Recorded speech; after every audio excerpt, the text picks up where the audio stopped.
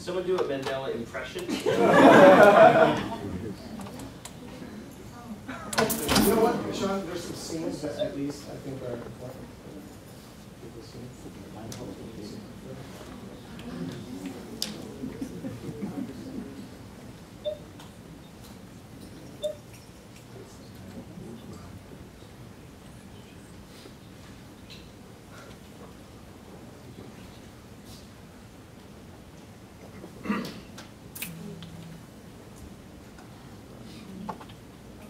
So to narrate the video, these are images of post-apartheid South Africa, highlighting some of the challenges and difficulties that they face. And in response to those challenges and difficulties, a grassroots organization named PAGIC was established to try to confront the challenges. This is the national quarter of PAGIC explaining their mission, which, if I could abbreviate, is to organize around religious institutions to try to combat drug violence and sexual violence and criminal associations, gangsters really, in South Africa. He's outlining the mission statement here. And these are some images of PAGIC protesters and activists over the next few months.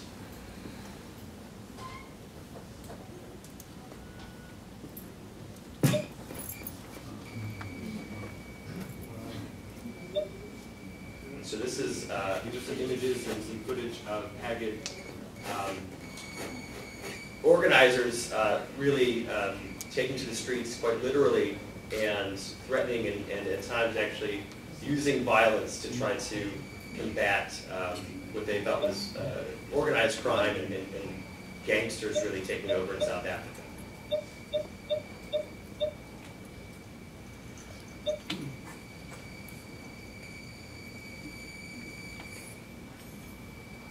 And this is one of the climactic moments in the history of PAGIC where a death sentence was issued for a famous gang leader, and PAGIC members brazenly, in full view of the police, attacked the home of the gang member, and you'll see what happens to the gang member just shortly.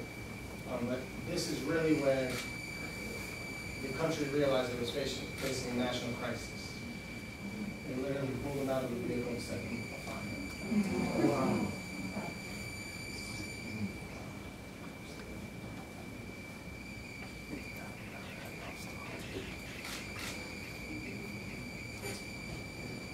The real danger of PAGIC can be represented in this figure here, who was a well-known Muslim community leader, and the fact that PAGIC's activities were carried out in the name of Islam, justified with recourse to Islamic imagery, symbolism, and whatnot. So we have quite a complex problem.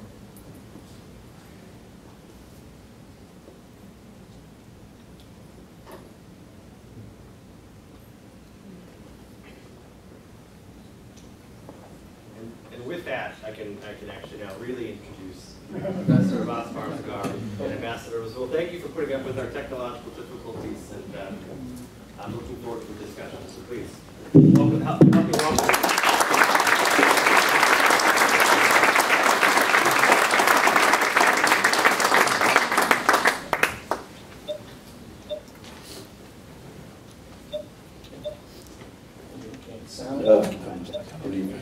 Yeah.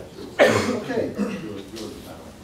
Mine is not on. That's going to be a problem. Sound help. Can I show you?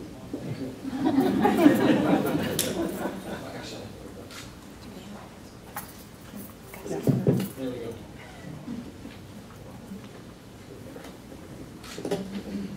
If I could begin just by a quick introduction for those who don't know to Ambassador Ebrahim Rasool. Ebrahim Rasool was born in Cape Town, South Africa, and suffered, like many others in the country, through its apartheid system. As early as high school, he was involved in a number of anti-apartheid leadership activities, and for that, he was quickly jailed, persecuted, and whatnot, and spent an extensive amount of time in prison. I've recently learned extended periods of time of solitary confinement, and met and coordinated with a number of very prominent anti-apartheid activists, including the great Nelson Mandela. He represents in that struggle a long tradition of Cape Town Muslim activity that is geared towards social justice issues, gender justice issues, as well as, of course, anti-apartheid issues. Upon the negotiated settlement and the transition of the South African government towards democracy, Ambassador Rasool occupied a number of prominent positions in government with the ANC in areas and portfolios such as health, finance, welfare, and in 2004 became the premier of the Western Cape, essentially a governorship position. In 2010, he was awarded the ambassadorship to the United States for much of his work in governance and as well as courting foreign investment. And since that time, and well before, Ambassador Rasool has really represented a kind of global visionary voice for Muslim leadership. And I'd like to, sort of segue from the official bio here and express a sincere reality here that Ambassador Rasool represents a kind of public Muslim that is very rare out there. And that is somebody who can speak truth to power and not scare the audience.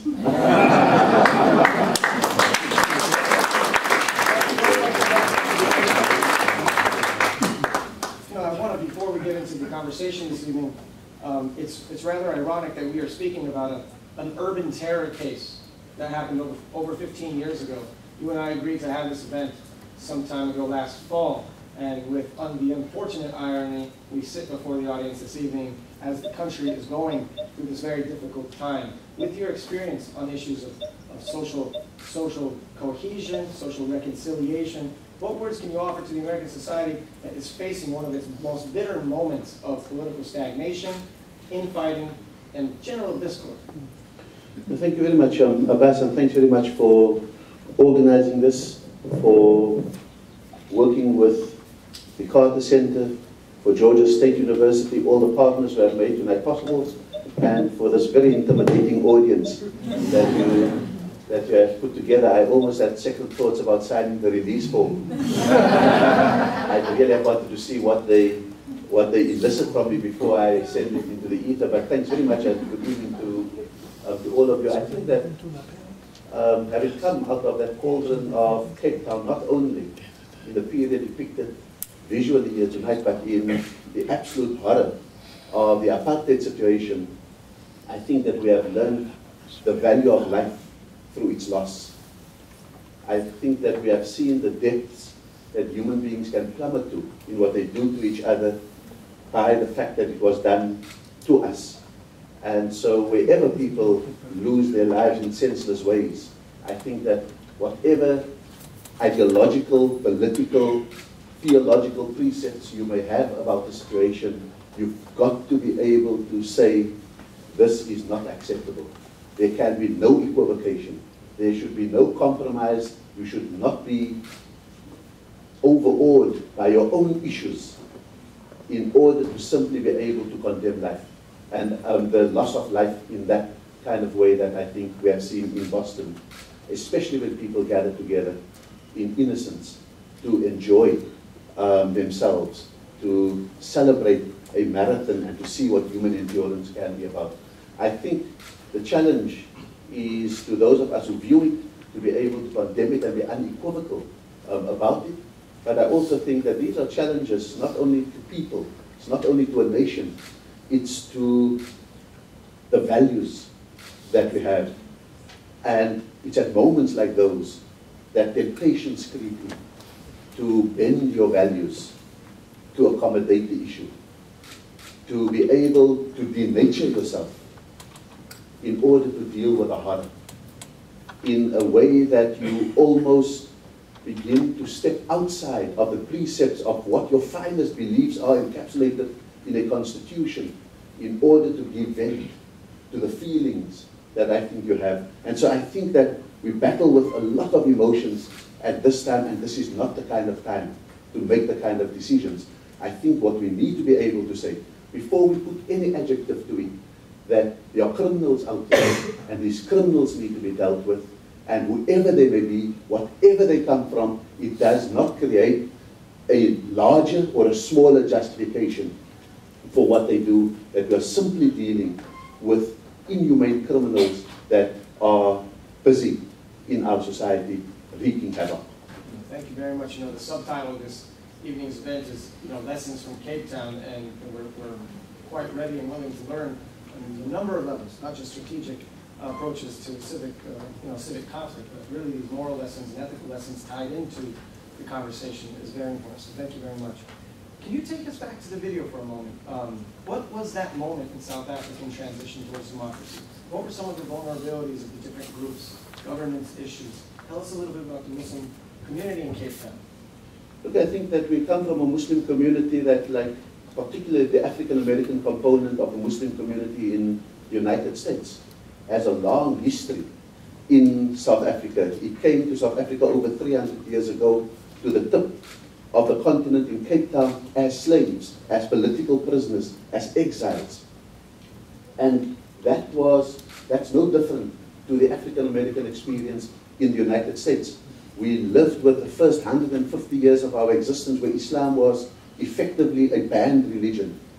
You were caught practicing the religion at the pain of imprisonment, at the pain of execution, or the confiscation of your property.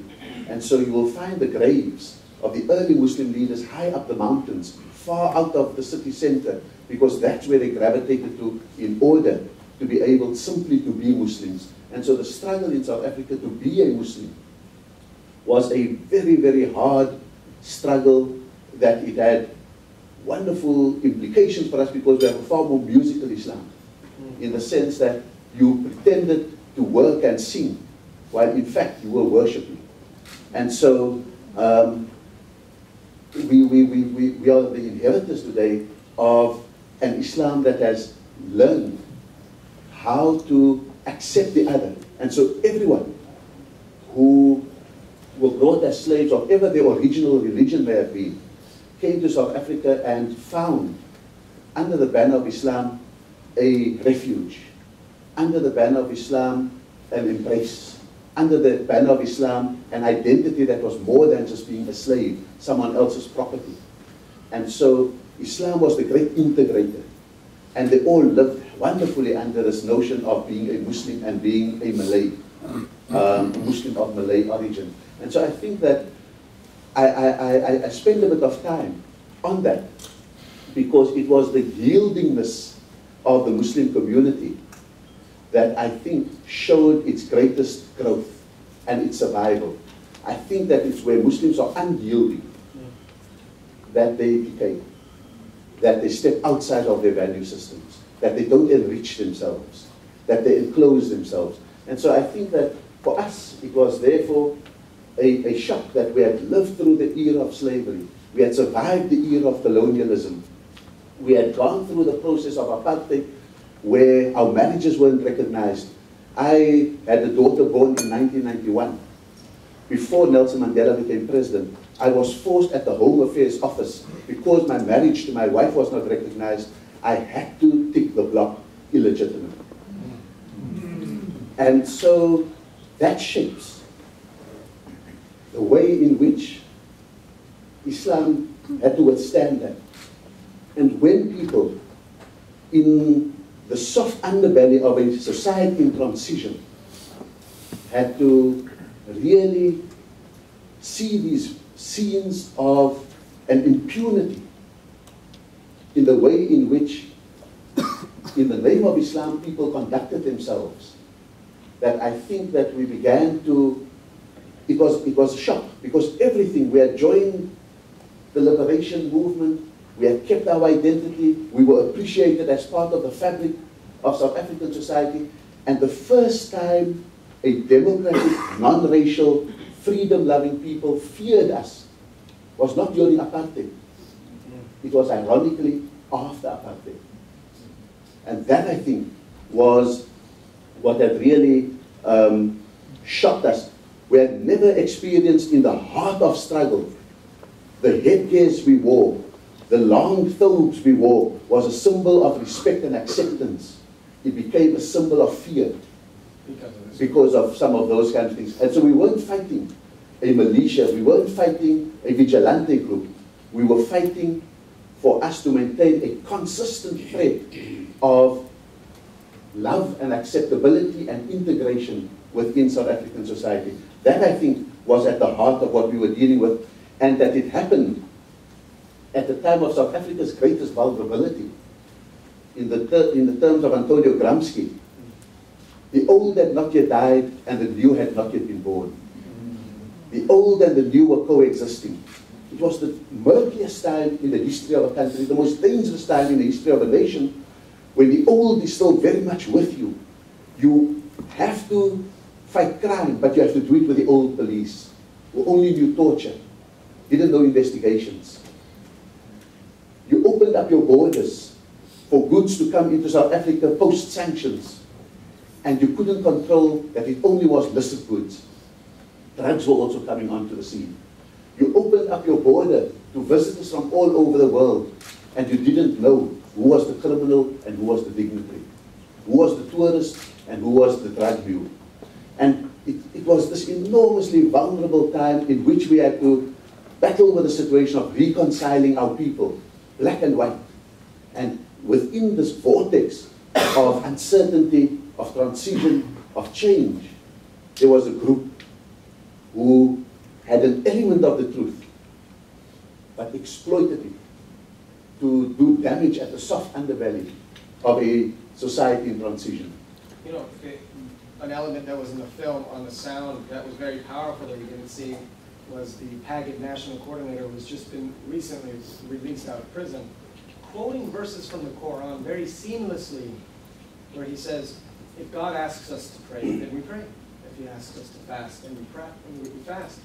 And if he asks us to fight in the name of justice for those who are weak and oppressed, then we fight. And you see the slogans there, and you see them using Quranic rhetoric. You see them with the imagery. These are legitimate Muslims, worshiping devout Muslims with pious intention, addressing a concern where the South African government couldn't govern properly.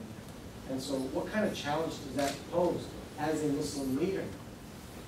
I think that there was an initial period of about 3 or 4 years when the state was hesitant about confronting this force. And Muslims were ambivalent about whether they were part of it or whether they were not part of it, whether it was acceptable or whether it's not acceptable. And that really is the hallmark of every extremist movement. They only are successful because they have a few grains of truth that seduces you. And so we all were afraid of crime, and we all were afraid of drugs. And we all wanted its extermination, and the state seemed incapable of doing it. And so it seduced us towards that. Just like elsewhere, where people also do terrible things in the name of Islam, we all like the fact that maybe if Sharia were here, we'd be better off. And so that seduces us to their agenda. And just like many of us want to feel secure, and so we often give our government a mandate to do anything in the name of security. It's the need for security that then seduces us into the agenda of an extremist action by a government. And so we always need to be able to discern between that seductive siren song that's familiar to us, that appeals to something within us, and the reality of what is being done in our name. And I think that it's only later, especially when we saw the initial reaction to the burning of Rashad Stahik, the gang leader that was burned out in this, there was this immediate sense that the world is better off without him. And then the recoil, when it was said that it was done as per the Quran.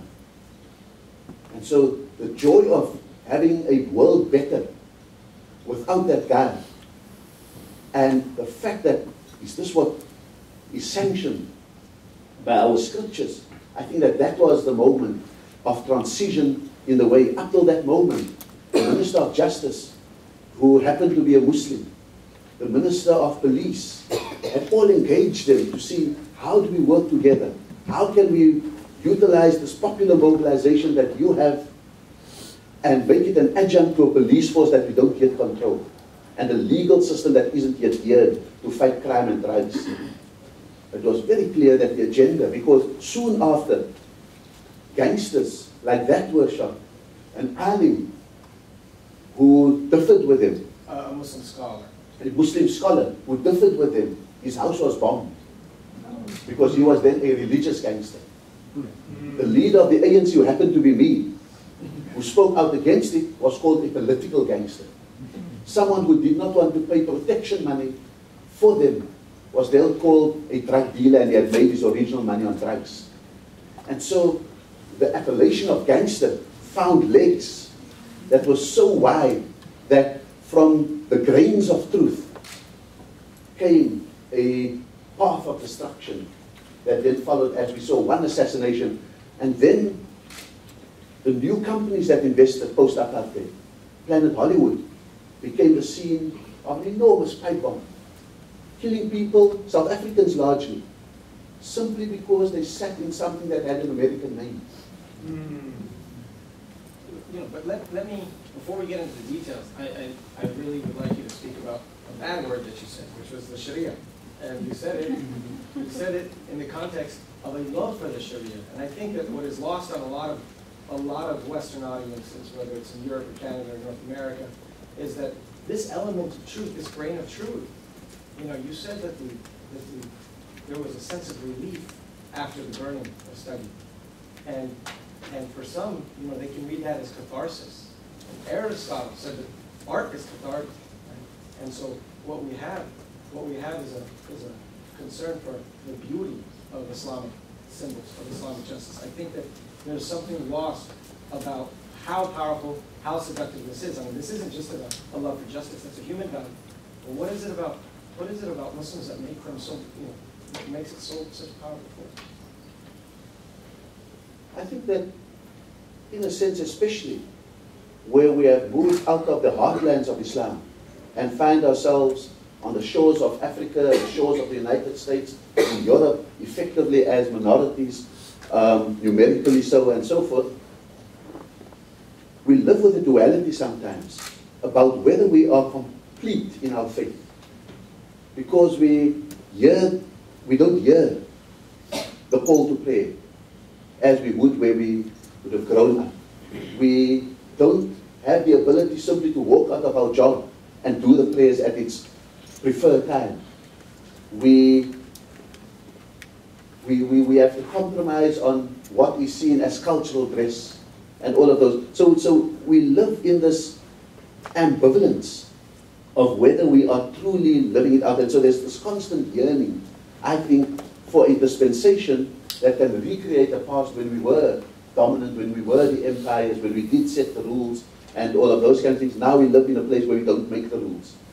And so I think the siren songs are particularly sweet in a context such as that, and appeals to us or disarms us from criticism. Because maybe we are not qualified, because I missed the prayer because I was so busy with my work. So I'm not qualified to stand up and gainsay those who want to live perfectly. And so we needed to overcome our own ambiguity, our own ambivalence, our own dilemmas, our own anxieties about it in order to be able to confront what was done in our name. So more details now. What role did you play at the time? You were not the premier at the time, but you had some role as an ANC chief in the area. I was the leader of the African National Congress, the party of Nelson Mandela. He was the national president of the ANC. I was the provincial leader of the ANC. I was leader of the opposition and later became the Minister of Finance in the provincial legislature.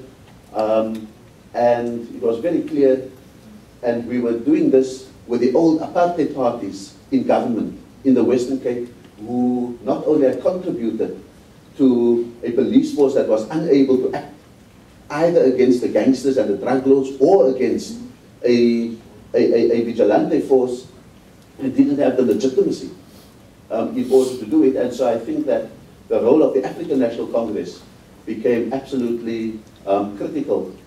And I remember very distinctly going to a National Executive Committee meeting of the ANC, when all the provinces, its entire leadership came together, and we had to present from the Western Cape a strategy on what we are going to do with this. Because we had already dismissed the idea. You know, there were calls then for the army to move into Cape Town. There were then calls for a state of emergency to be declared in Cape Town after a spate of bombings that happened all over the place.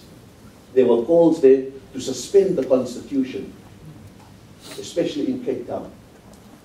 And on each one of them, the leadership of the African National Congress said, if we call in the army, if we suspend the Constitution, if we establish a state of emergency, if we bend the rules, and we subvert the rule of law, or circumvent the rule of law, we would have given them a victory. Because the objective was not simply to kill the person, it was to subvert the entire system. The system to them was illegitimate. And by doing any of those things, we would be confirming the illegitimacy. We needed to know that this new constitution that had been the product of a wonderful negotiating process, a wonderful and a marvelous consensus in South African society. 2 years later, we couldn't have it declared weak. We couldn't have it declared ineffective. Because that's effectively, it would have been a vote of no confidence in the very thing that was going to be the glue of our society, that was going to contain the best ideals that we have, that was going to shape the way we respond to issues, that was going to give every human being its place under the sun. Imagine it was passed in 1996 and 1998, we suspend it.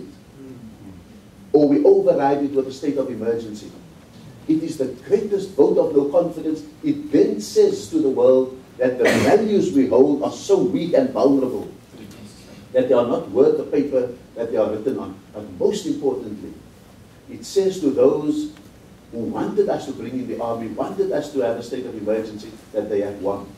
Because the objective ultimately is to gnaw away at the edifice of our society, at the foundations of our nation, and the achievements of our reconciliation process. And we were very clear that that's not what we were going to do. And so the question that we faced at that National Executive Committee, under the Constitution, what would you do? What is the strategy?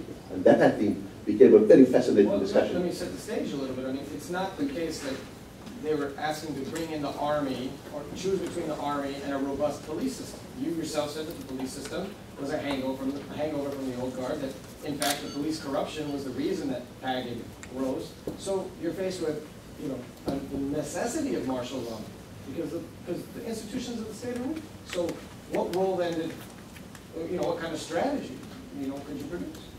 I think it's probably then the strategy where we understood that with a police force, not just corrupt, but a police force that under apartheid, if they wanted to convict you, they simply tortured you.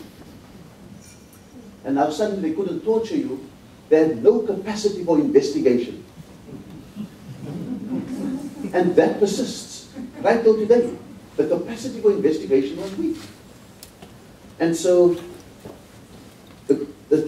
we then understood that we were not only as Muslims having to secure our nation against the scourge of terror, but we also had to salvage the image of Muslims within it. And we had gone beyond the apology.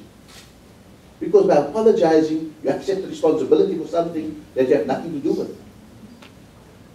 If anything, we should have apologized for our silence in the face of it when it was still at its infant stage. Not for the act, because there's no way if we take responsibility for the act. That we didn't repudiate when it was done in our name. When the Quran was being chanted as they marched. When the garb of Islam was being worn as they burned someone to death and assassinated others.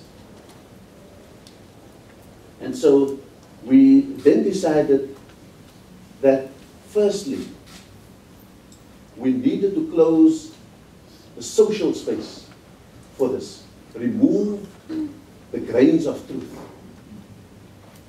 And so, for example, the African National Congress, a political party, transformed itself into a civic organization against crime.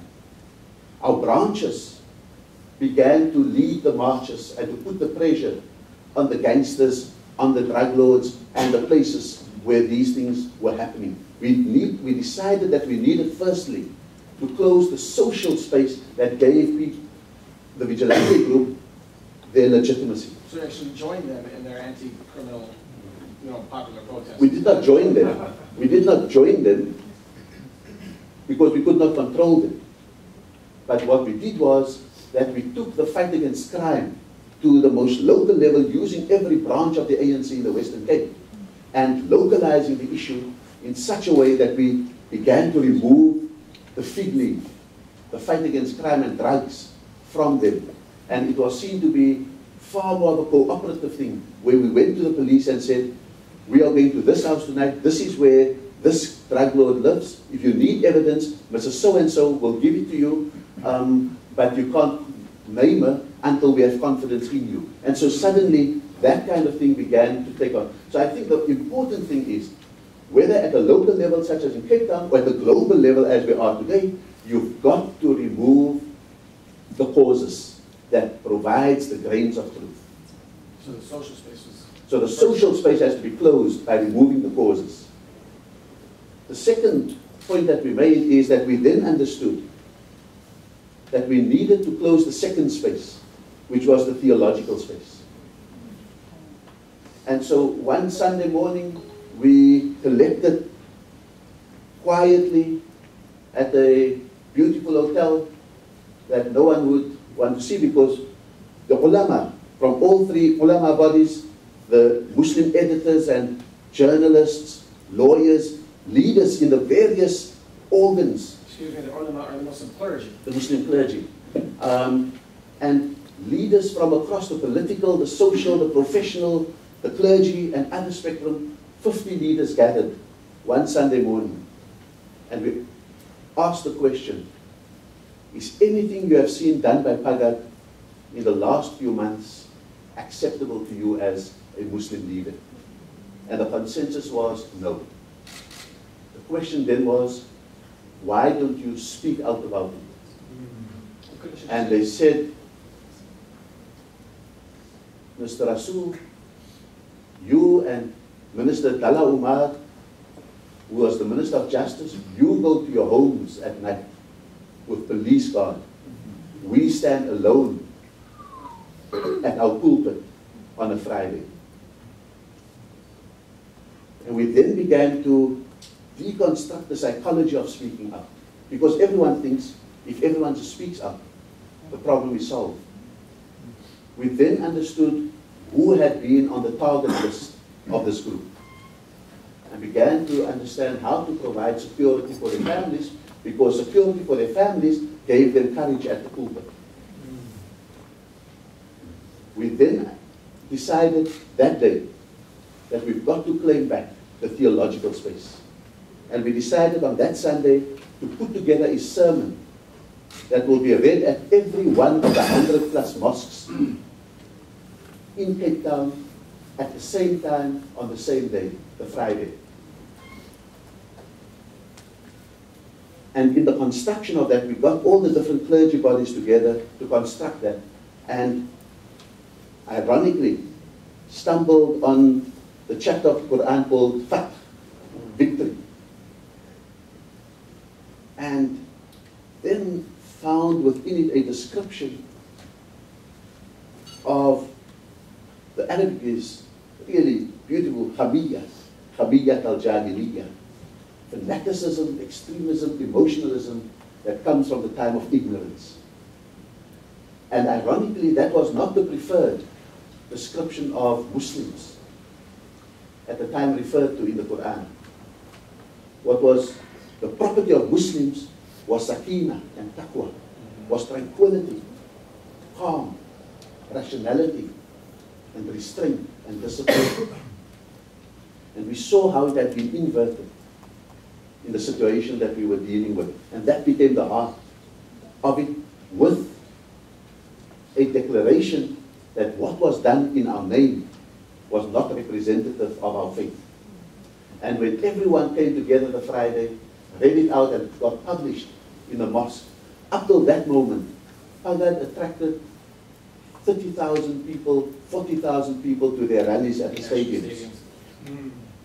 When they tried the next week to respond to the sermon, 300 people came. Wow. And effectively, the theological space had been claimed back. The theological space, is something that Americans are constantly concerned about in the Muslim community, wherever it might be.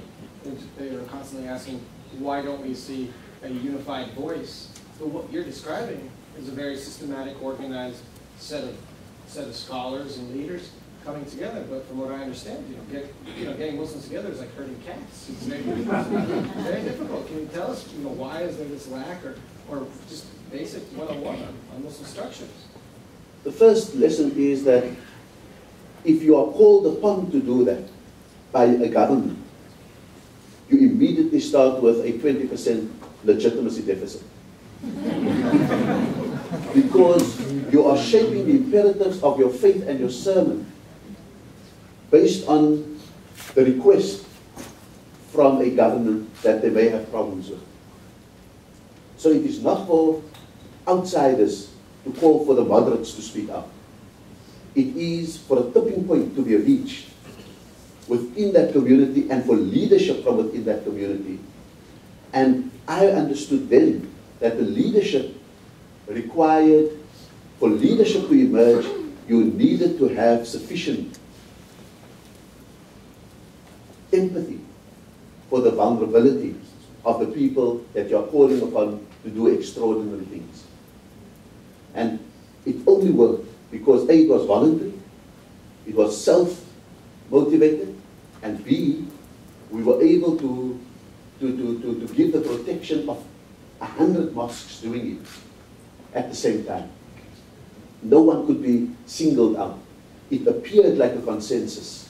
It was a consensus that I think that was presented to everybody. And the next day, everyone could read the entire sermon without any alteration, even to the Arabic texts that were put in there, because it was important to say to ourselves, but it was also important to say to the whole nation. And it's very counterintuitive. Most people believe that the religion is the source of the problem, but you're saying that using religious imagery can help. Can you take us to the third space? You've talked about the social space, the theological space. What else? You see, the third space would be what I would call the security space. And security doesn't mean the cops move in with assault weapons and become what a good Afrikaans would krachtdadig, become the embodiment of everything that is harsh and so forth. I think we were very clear we were going to work under this Constitution. And so the application of the Constitution becomes very smart. Because we had a situation of great impunity. Whoever marched towards a drug lord or wherever things would happen had their faces covered with Palestinian scarves. We saw the leader of the G-Force with a balaclava. And so that was de rigueur. That was the gear for these marches. Secondly, they walked with arms. And so the application of the Constitution was, you can march. Where do you want to march? Let's discuss the route. Where are you marching to? Okay, we'll have people there to ensure nothing happens there. Can you get your people to come 2 hours earlier to line up for the march? Because you're going to have to walk through metal detectors, and we'll have a caravan there in which you can register whatever weapons you have licensed and fetch it again after the march. And we're very sorry, you can't cover your faces. Anyone who covers their face is taken out of the march. And this became a bureaucratic nightmare if you're marching with 1,000, 2,000, 3,000, 5,000 people. Everyone, but you're using the rules of the Constitution in order to establish a particular ethos over an event that you are legitimately expecting trouble in. But you are minimizing it through the creative application of the law of the land and the constitutional imperatives. I mean, people didn't have the patience to wait till everyone passed through the metal detectors and everyone's gun registered at the caravan close by. And I think that that security space was very important to take back because it reduced the impunity, the notion of a state within a state, that we're a law unto ourselves. And I think that that was absolutely, absolutely critical to us. And that led us then to the fourth space, which was the financial space. Because you can have enormous numbers of people being picked up and locked up, and because there's always a source of money to fight the cases, to employ lawyers and all of those kind of things, because it doesn't come out of their own pocket. And I know in 1999, when President Mbeki was inaugurated in Pretoria, the Islamic Republic of Iran was represented by the Deputy President, Mushira. And I met with her, and I said, we don't think that any of this money comes from Iran. In fact, that's not what it says, but it comes from a few charitable organizations. They're fronts of the a branch of the Iranian. I'm not sure that there were branches of it, but we left it as such that we know of at least 3 charitable organizations that have transferred money into the accounts of PAGA, and we'd certainly like them to, because we value our relationship with the Islamic Republic, we wouldn't want at this vulnerable stage to get into a spat with them about whether this group acts for them. And to their credit, I think that we really had great responsiveness, because we didn't come guns blazing and an accusation, because there was an objective to achieve, not a fight to fight. And when you want to achieve an objective, you have a certain methodology of doing it, a respectful methodology that makes the other the partner. If you have a fight to fight, then you prepare to squander the objective. That's a very good lesson for anybody listening in on negotiating tactics. So it's very, very useful. So you know, last time we had this conversation, we've gone through these steps, and so this is one more, and I'll be very quick, and that is the legal space, because we had a bungling police. They reacted in anger, kicked down the doors of Abdul Salam's house 100 times, violated his family by swearing at them, and so on. We said this is unacceptable. Yes, you are going to have to learn to build a case. And so we basically got some assistance in to help begin to build cases, teach them to put on gloves when you pick up shrapnel, as basic as all of that. But the most important thing is that the tendency, for example, is to hold military tribunals in Guantanamo when you're dealing with people. We said, get the biggest courtroom. Let the media be present, and let whoever want to be witnesses to it, let them be there. Because we were very confident that under cross-examination, in defense, people will say things that will make the Muslim community recoil. And so one line of questioning was, now how do you justify the fact that this 3-year-old girl got killed in the hair salon? She said, no, because the father's a drug lord. Okay, so the father's a drug lord, and you shot into the hair salon where the father wasn't there. No, crossfire is legitimate. Where does crossfire become legitimate? And the more you unpack it like that, the more there was this, oh my God effect. Was this all done in our name? And so, in a sense, openness, transparency is your ally, rather than darkness and shifting it out of, because you're not simply trying to convict.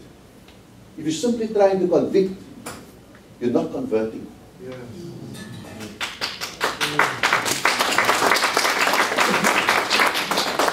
Because we needed almost to inoculate the Muslim community from ever again being seduced by the smallest grain of truth that would come there.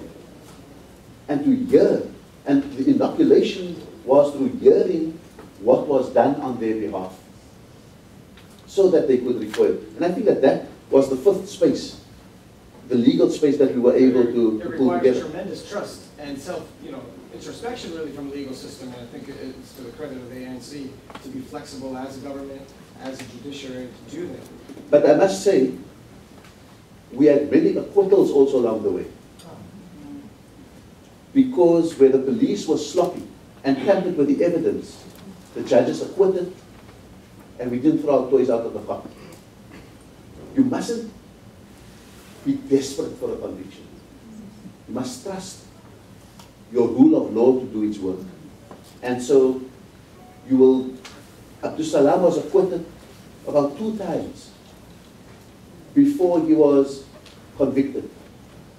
But we had to engender the kind of patience for the work, because otherwise, if it was a stitch-up job, if the world saw that you were so desperate for a conviction that you bent the rules, that you overlooked the flaws in the case, you convert to the wrong cause.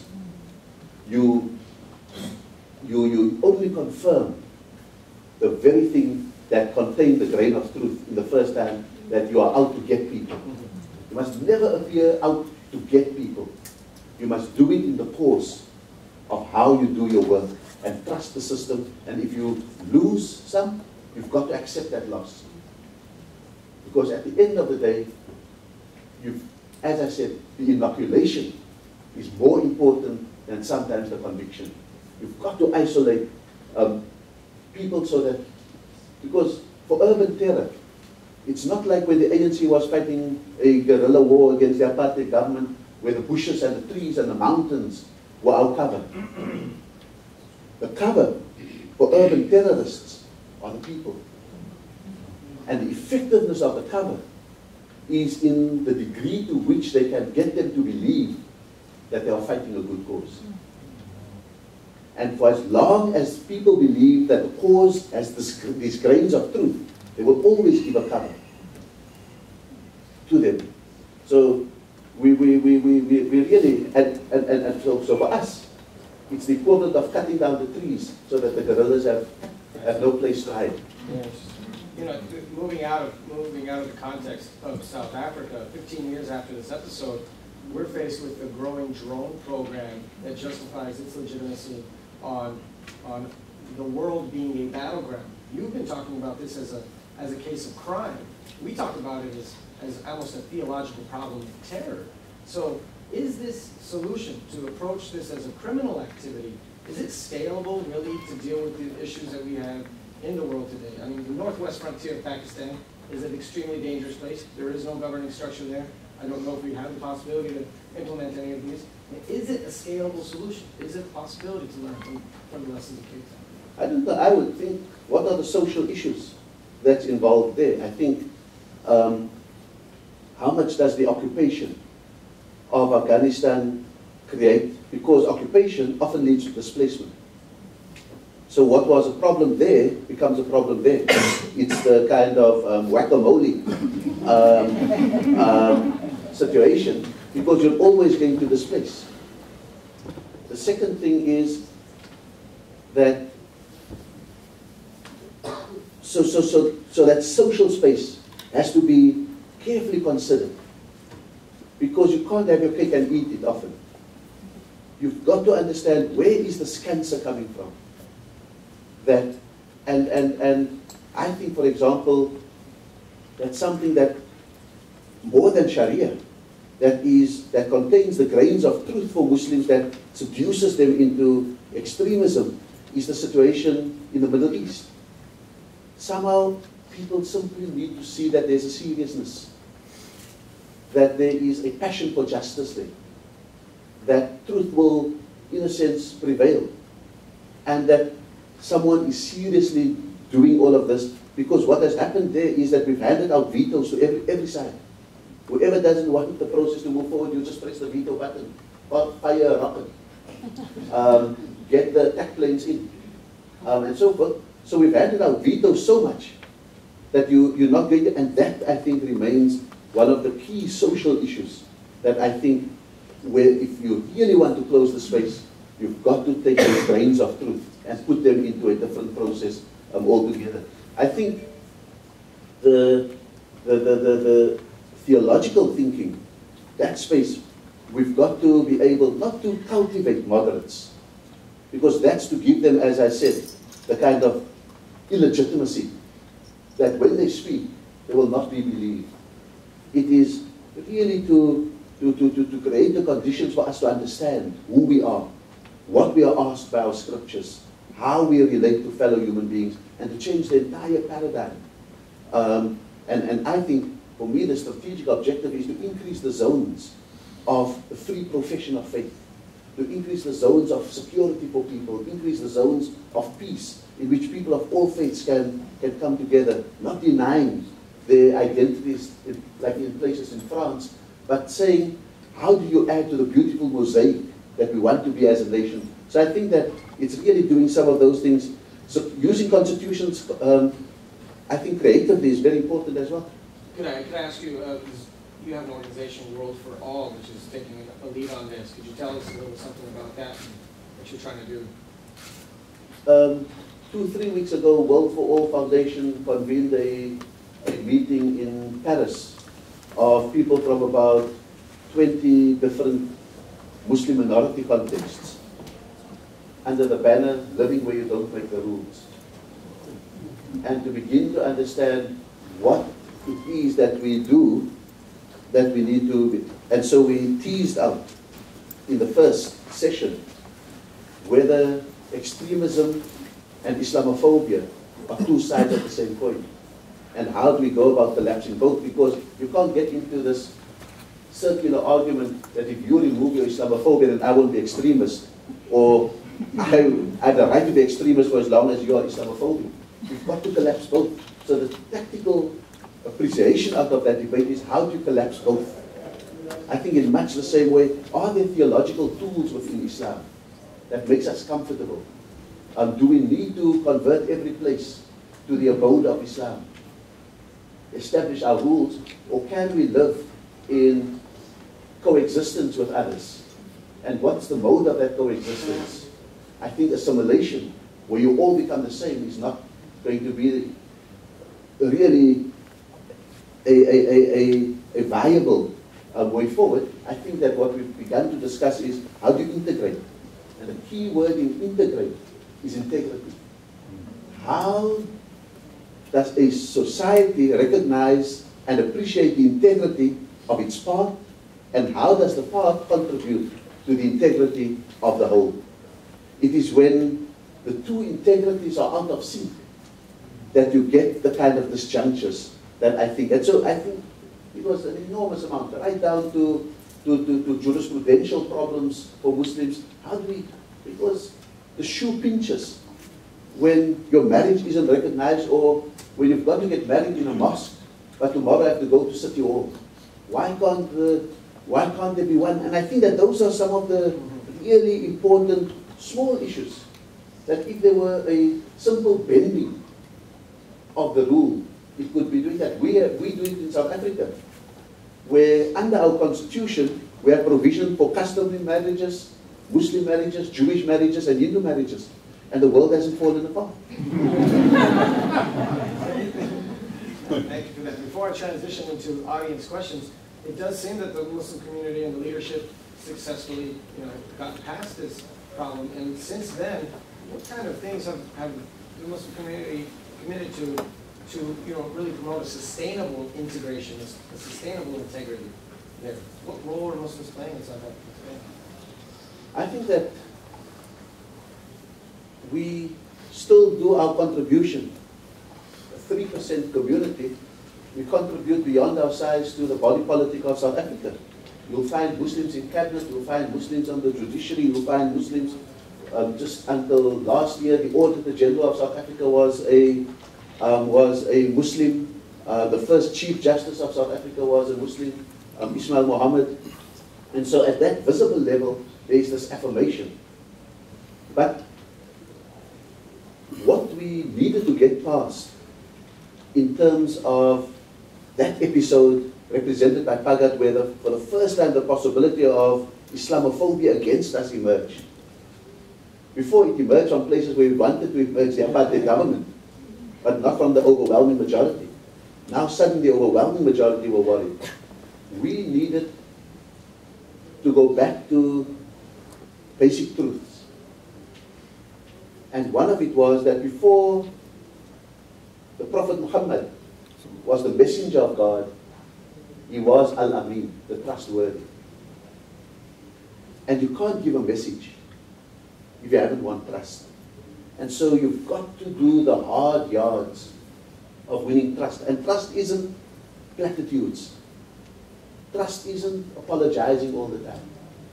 Trust isn't being in a mode where you are trying to justify yourself all the time. Because we've gone well beyond that. Trust is when you take your place in a society and in a nation, confident of who you are, that you are a Muslim, but you're also an American. And being able to act with a consistency that is enormous. I mean, when you want a mosque in South Africa, you must fight for a church in Saudi Arabia. The road to the mosque in South Africa is through fighting for the rights of Christians to have a place of worship in other parts. I mean, it's really investing yourself in that society, doing the hard yards of trust, and being able, I think, to make people understand who you are. And everyone who visits South Africa are amazed. You get woken up in the morning at the hotels in Cape Town, and this is not the disincentive of tourism, but you get woken up by 5 calls to prayers. But it's because the community has negotiated the decibel levels.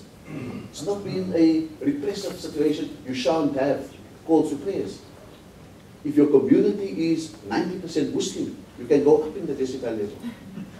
If your community is 10% Muslims, you go down in the decibel level. But that is not regulatory. That is the gift that we owe each other. And so I think that those are the kind of daily negotiations about living multiculturally. Because multiculturalism doesn't fall from the heavens. It's a hard thing. It's about recognizing the integrity of each other and the integrity of the whole that envelops us. Sometimes we all yearn for too much unity. But too much unity takes you to the melting pot, where you all become the same. I think we want enough unity and enough diversity so that we all contribute to a mosaic. We can see each part of the mosaic, but the overall picture is so much more beautiful. Fantastic. Thank you very much.